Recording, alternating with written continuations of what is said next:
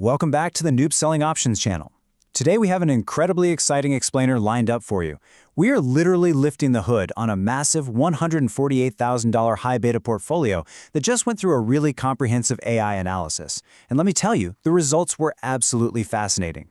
We're going to break down exactly how this portfolio is engineered, piece by piece, so you can see what true high-conviction architecture actually looks like in the wild. Right out of the gate, the AI awarded this portfolio a highly impressive 8.5 out of 10 rating. But, it didn't just hand out that score for picking a few popular stocks. The AI gave this 8.5 specifically for the portfolio's high-conviction asymmetric growth strategy. So what did that actually mean? Well, it basically means this portfolio operates like a highly tuned machine. It balances massive upside potential with very strict mathematical risk caps. You're definitely not just playing defense here, but you're also not flying blind. The AI specifically noted in its analysis that this strategy shows a high degree of sophisticated asset selection and institutional-style risk bucketing, and that's absolutely crucial. The big takeaway is that instead of just gambling blindly on tech and hoping for the best, this strategy actually utilizes institutional-grade frameworks to survive deep market drawdowns. Basically, you accept high volatility because you want that compounding speed, but you hold on to just enough risk governance to make sure you stay in the game. Here is the architectural blueprint for today's explainer. First up, we'll look at the core engine of spot assets. Second, we'll check out the turbocharger using leveraged ETFs. And third, we'll dive into the safety harness governed by the 90-10 rule. Okay, let's jump right into part one, the core engine of spot assets. This core engine is the absolute foundation. It represents the vast bulk of the portfolio's wealth. We're talking about verified entries totaling just over $134,000 in purely unleveraged capital. But, just rattling off a raw list of stock tickers doesn't actually tell us much about the strategy itself, right? We really need to group these assets together to see the bigger picture. And wow, look at this incredibly aggressive, highly intentional sector breakdown. We've got a massive 50% anchor entirely dedicated to artificial intelligence, followed by a solid 32% structural play in crypto and digital assets. That remaining 18%, that acts as a non-AI growth diversifier. So over 82% of this core is hyper-focused on high beta secular growth trends. Let's actually break down exactly what's inside these slices. Starting with the biggest slice, AI. Now, this isn't just buying one popular tech stock and calling it a day. This sector represents full-stack coverage, meaning it captures value across the entire technological supply chain. Whether the big money goes to the chip layer, the cloud layer, or the software layer, this portfolio captures that growth. It spans compute hubs like Iris Energy, custom silicon giants like Broadcom, AMD, and Micron, and massive platform applications like Meta and ServiceNow. But the real standout here? The AI cloud provider NBIS Group, ticker NBIS, which takes the absolute largest single position in the entire portfolio at nearly 15%. Moving over to the crypto slice, we see a really highly disciplined approach.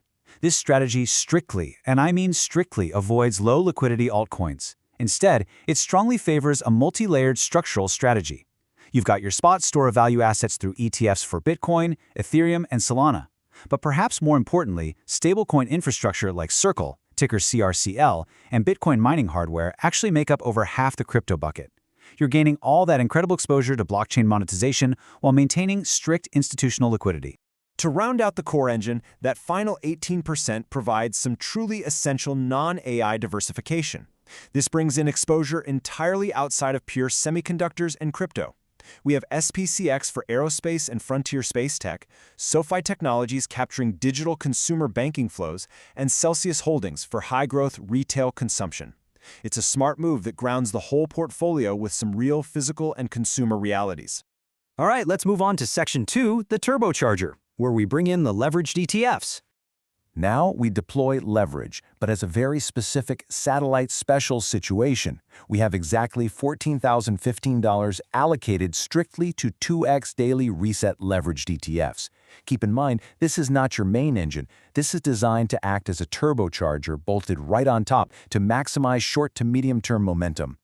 When we break down this $14,000 turbocharger, you'll notice it is highly concentrated. It specifically amplifies AI infrastructure momentum through NBIG, which is a 2x leverage on the NBIS Group, and that takes up nearly 36% of this bucket alone. Then you have RAM, giving 2x leverage to high-bandwidth memory silicon, which perfectly complements the core holdings we saw earlier in Micron and Broadcom. And finally, there's a tactical 31% play on satellite communications and spectrum assets with ECHX. There's also a tiny 5.8% position in TSLL for Tesla exposure, but those top three are the absolute main drivers of the leverage alpha. And that brings us to Section 3, the safety harness, governed by the 90-10 rule. Now, I know exactly what you might be thinking. Adding 2x leverage to an already wildly aggressive tech and crypto portfolio sounds like a phenomenal way to lose sleep, and probably your shirt. And honestly, you'd be totally right, if it weren't for the 90-10 core satellite framework acting as a mathematical braking system. By keeping the total leverage at just $14,000, which is under 10% of the total capital, the portfolio gains massive asymmetric upside. If tech rallies, that 2x leverage yields a massive, massive boost.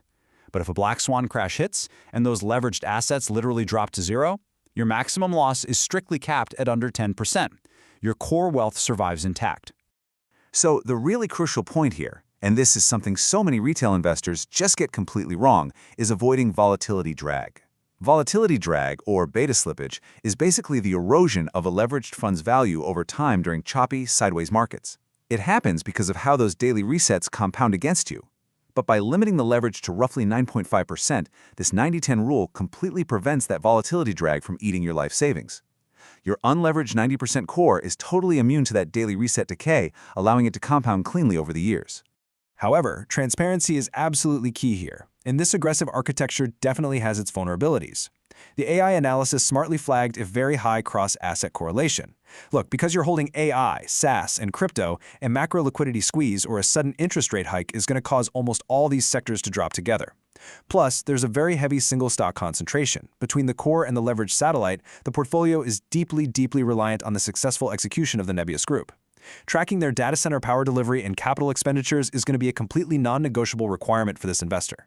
Seeing this 90-10 framework in action really highlights the stark difference between investing like a calculated institution and just gambling like a novice. At the end of the day, it all comes down to structural risk containment and making sure you are fiercely protecting your core assets. If you enjoyed this deep dive explainer and want to see more real-world deconstructions just like this, make sure you hit that like button and subscribe to the Noob Selling Options channel. But before you go, I want to leave you with this final thought. Take a hard look at your own holdings right now.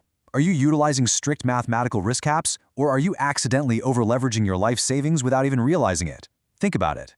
Thanks so much for joining me, and I'll catch you in the next explainer.